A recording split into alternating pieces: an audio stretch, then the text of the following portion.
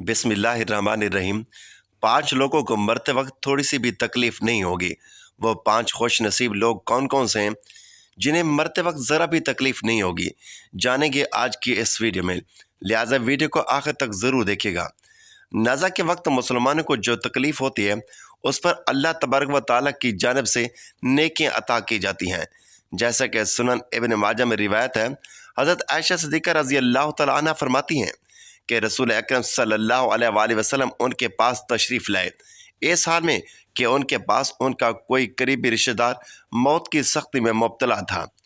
रसूल अकरम सल्लल्लाहु अलैहि वसल्लम ने मुशाहिदा फरमाकर हज़रत आयशा सिद्दीक़ा रज़ी अल्लाह तआला अन्हा से फरमाया, आयशा, अपने रिश्तेदार पर गमगीन ना हो, इसलिए कि ये उसकी नेकी हैं। नीज़ हज़रत आयशा सिद्दीक़ा रज़ी अल्लाह तआला अन्हा ही से इस मज़मून की रिवायत है कि जब से रसूलुल्लाह सल्लल्लाहु अलैहि वसल्लम की वफ़ात की तकलीफ़ मैंने देखी, अब मैं किसी मुसलमान मैयत की हालत नज़ा की तकलीफ़ को उसके हक़ में बुरा नहीं समझती। बस मज़कूरा हदीस से मालूम होता है कि नज़ा के वक्त होने वाली सख्ती मरने वाले की बदअमालियों का हरगिज़ नतीजा नहीं होती। मुसलमानों के हक़ में इस पर अजर व सवाब और गुनाहों की माफ़ी ही की उम्मीद रखनी चाहिए। नाज़रीन, 5 लोगों को मरते वक्त तकलीफ़ नहीं होगी।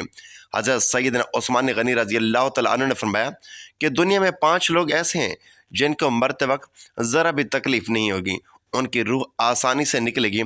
हालत नज़ा में इंसान की आधी रूह जिस्म के अंदर होती है और आधी रूह जिस्म के बाहर होती है, और बंदा शदीद तकलीफ़ में होता है।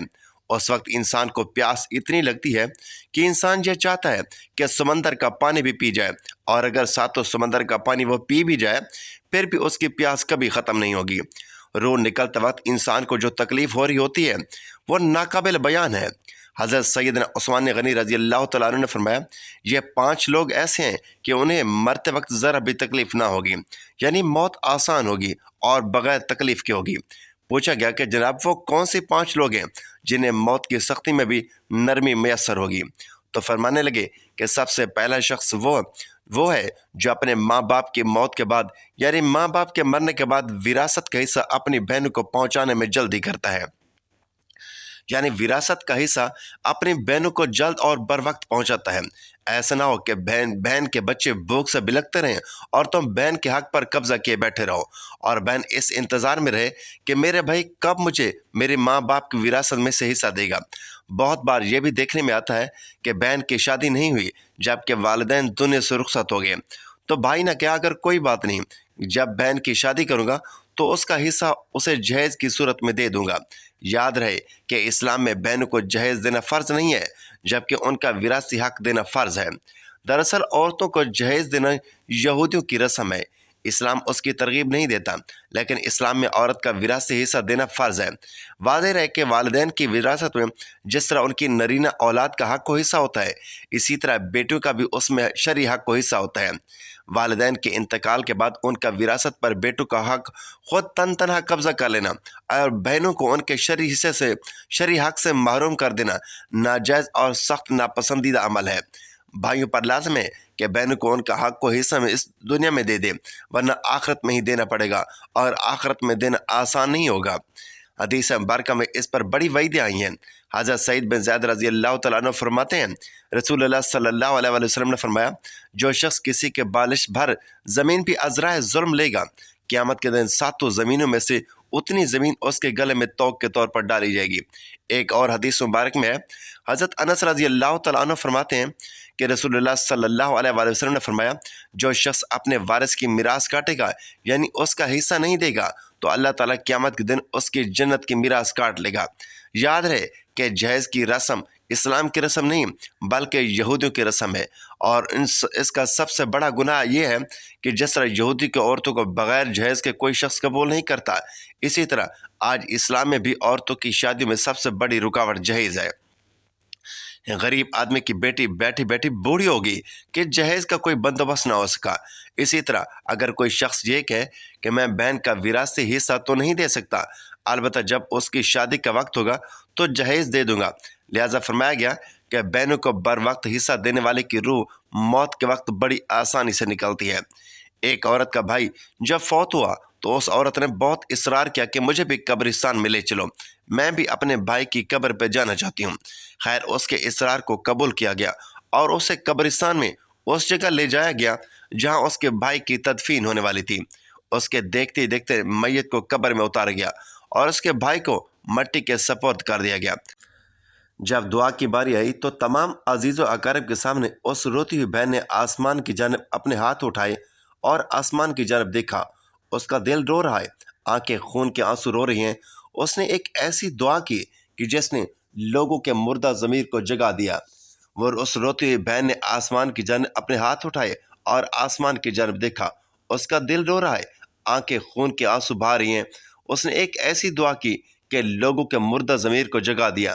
روتی ہوئی بہن نے آسمان کی جانب دیکھا اور کہا، اے میرے مالک، اے انصاف کرنے والا رب، آج میرا بھی انصاف کر دے۔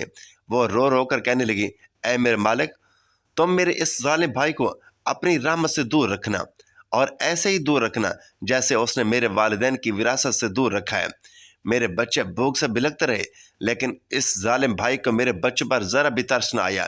میں اپنے بچوں کو حرام جانور کو گوشت کھلانے پر مجبور ہوئی۔ میرے بچوں نے بڑی غربت کی زندگی گزاری، جبکہ میرے اس ظالم بھائی کو کبھی بھی حیا نہ آئی، کبھی بھی رحم نہ آیا کہ میں اپنے بہنوں کی وراثت کو جو ان کا حق ہے اسے ادا کروں۔ اے میرے مالک، تو آج انصاف کر دے، اور جس طرح سے اس نے میرے وراثت کے حق سے مجھے دور رکھا ہے، اسی طرح تو اسے اپنی رحمت سے دور کر دے۔ تو ناظرین، صرف ایک لمحے کے لیے دل پر ہاتھ رکھ کر یہ سوچو کہ جب تم اپنی بہنوں کو ان کی وراثت کا حق ادا نہیں کرو گے تو کیا تمہاری بہنیں تمہارے لیے مغفرت کی دعا کریں گی یا جہنم میں جانے کی دعا کریں گی؟ بہن کے لیے ظالم بن کے مرو گے یا مظلوم بن کے؟ ناظرین، بہن کا حق کھانا ایسا ہے جیسا خنزیر کا گوشت کھانا۔ ناظرین، دوسرا شخص وہ ہے جس کی روح مرتے وقت بڑی ہی آسانی سے نکل گئی۔ فرمایا کہ کثرت سے صدقہ کرنے والا شخص، یعنی ایسا شخص جو اللہ اور اس کے رسول صلی اللہ علیہ وسلم کے رضا کے لیے اپنے مال و دولت میں سے یوں صدقہ کرتا ہے کہ جب وہ اپنے ایک ہاتھ سے کسی کو دیتا ہے تو دوسرے ہاتھ کو پتہ بھی نہ چلے۔ یعنی دوسرا انسان وہ ہے جس کی مرتے وقت موت آسان ہوگی۔ جو کثرت سے صدقہ کرے تو اس کی موت کے وقت اس کی روح آسانی سے نکلے گی اور جان کنی کا عمل اس کے لیے تکلیف دہ نہیں ہوگا۔ نمبر 3، ایسا انسان جو اپنی فیملی سے اچھا سلوک کرنے والا ہے، یعنی اپنے ماں باپ، بیوی بچوں اور بہن بھائیوں سے نرم دلی کا رویہ رکھنے والا ہے، اپنے بیوی بچوں سے پیار کرنے والا ہے، حلال کا لقمہ کما کر اپنی بیوی بچوں کی کفالت کرنے والا ہے۔ بزرگان دین فرماتے ہیں کہ جب رزق تنگ ہونے لگے تو دسترخوان کو وسیع کر لیا کرو، یعنی اپنی بیوی بچوں پر خرچ کرنا بھی صدقہ ہے، انہیں کھلانا پلانا بھی صدقہ ہے۔ لہٰذا ایسا شخص جو اپنی فیملی پر خرچ کرتا ہو اور ان سے حسن سلوک کرتا ہو تو جب وہ دنیا سے رخصت ہوگا تو اس کی روح نکلنے میں آسانی ہوگی اور اسے کوئی تکلیف نہ ہوگی۔ اسی طرح حضرت عثمان غنی رضی اللہ تعالیٰ عنہ نے فرمایا، جو شخص یہ سوچ کر نماز ادا کرتا ہے کہ جو نماز وہ ادا کر رہا ہے وہ میرے نبی کریم صلی اللہ علیہ وسلم کی آنکھوں کی ٹھنڈک ہے۔ نماز دین کا ستون ہے، نماز مومن کی معراج ہے، اسلام اور کفر میں تفریق ہے۔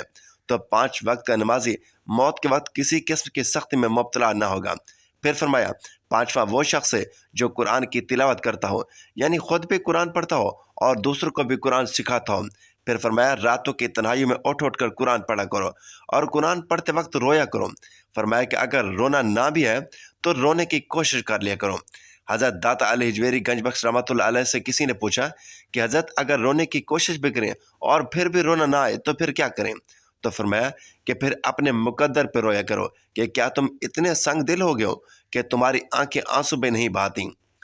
ناظرین، اللہ تعالیٰ سے دعا ہے کہ اللہ تبارک و تعالیٰ ہم سب مسلمانوں کی موت کے وقت کی سختیوں کو دور فرمائے اور ہمیں ان 5 باتوں پر عمل کرنے کی توفیق عطا فرمائے۔ میرا سنانا اور آپ کا سننا اپنی بارگاہ الہی میں قبول و منظور فرمائے اور ہمارا خاتمہ ایمان پر فرمائے، آمین یا رب العالمین۔ ناظرین، ویڈیو اچھی لگے تو ویڈیو کو لائک اور شیئر ضرور کریں، چینل کو سبسکرائب کریں اور کمنٹ باکس میں اللہ تعالیٰ کے 99 ناموں میں سے ایک نام ضرور ٹائپ کریں۔ اگلی ویڈیو تک کے لیے اجازت دیجیے، اللہ حافظ۔